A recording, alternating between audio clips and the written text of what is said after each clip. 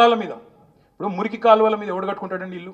ఆ గబ్బు వాసన తెల్లారు లేస్తే ముక్కు పుట్టలు అదిరిపోంగా మన పిల్లగాళ్ళకు అనారోగ్య సమస్యలు వస్తాయని తెలిసి, ఆ నాళాల మీద ఉంటే దోమలు కుడతాయని తెలుసు, ఆ నాళాల మీద ఉంటే ఆరోగ్య సమస్యలు వస్తాయని తెలుసు. ఆయన ఎవడు కడతాడు అక్కడ ఇల్లు? దిక్కు లేకపోతే యాడికెళ్ళో బతుకు తెరువు కోసం వచ్చినాడు రేకో 2 రేకులు వేసుకొని ఆడ బతికే ప్రయత్నం చేస్తాడు. కావాల్సుకొని హైదరాబాద్ నాగం చేయాలని చేస్తారు. ఆ పని చేయరు ఎవరు. పేదవాళ్ళు దిక్కులేక కట్టుకుంటే ఆడికి వచ్చి కట్టుకుంటారు. వాళ్ళకి ఏం చేయాలి గవర్నమెంట్ అంటే? మానవత్వం ఉన్న గవర్నమెంట్ అంటే ఏం చేయాలి?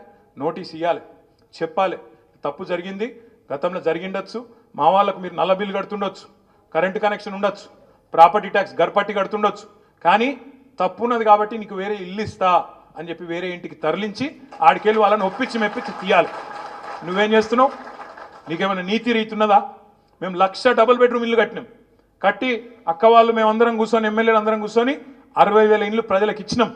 ఇంకా 40,000 ఇండ్లు అక్కడనే ముఖ్యమంత్రి కింద పెట్టుకొని ఉన్నాడు. ఇప్పుడు ముఖ్యమంత్రి నీకు చిత్తశుద్ధి ఉంటే హైదరాబాద్లో ఎక్కడెక్కడనైతే హైడ్రా వల్ల ఇవాళ రోడ్డు మీద పడ్డ పేదలు ఉన్నారో వాళ్ళకి ఆ 40,000 ఇండ్లు వెంటనే కేటాయించాలని చెప్పి నేను డిమాండ్ చేస్తా ఉన్నాను.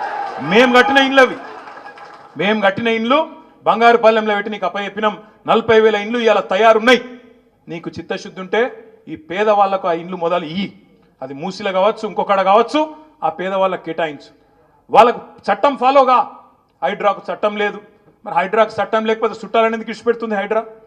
అనుముల తిరుపతి రెడ్డికి ఒక నీతి, అనుముల ఇంకా మిగతా బ్రదర్స్కి ఒక నీతి, మిగతా పేదవాళ్ళకు ఒక నీతి ఉంటుందా? ఇదేనా పద్ధతి? అందరికి ఒకటే ఉండాలి కదా చట్టం అంటే. కొంతమందికి చుట్టం ఎట్లయితే చట్టం.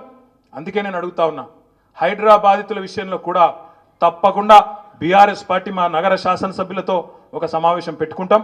ఏ రకమైన నీతి అవలంబించాలి, ఏ రకంగా పేదవాళ్ళకు అండగా ఉండాలనే దాని మీద పెద్దలు కేసీఆర్ గారి డైరెక్షన్ కూడా తీసుకుంటాం. తీసుకొని మీకు అండగా నిలబడే ప్రయత్నం సంపూర్ణంగా చేస్తామనే మాట కూడా హైదరాబాద్లోని పేదలందరికీ నేను విజ్ఞప్తి చేస్తా ఉన్నా.